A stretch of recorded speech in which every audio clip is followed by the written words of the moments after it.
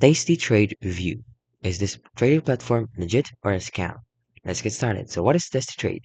It's formerly known as Tastyworks and is a US-based brokerage focused on options, futures, and active trading.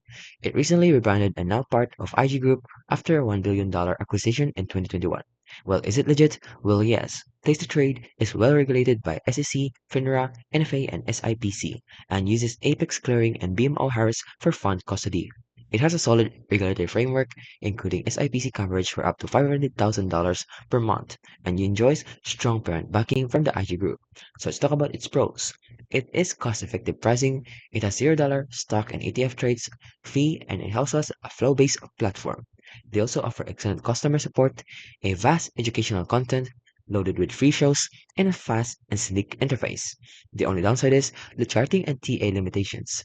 They also have learning curve, and occasional technical issues, the fees can add up, and they have limited asset range. So in conclusion, Trade is absolutely legit and reliable, especially for traders focusing on options and futures, with strong security, competitive pricing, and excellent support.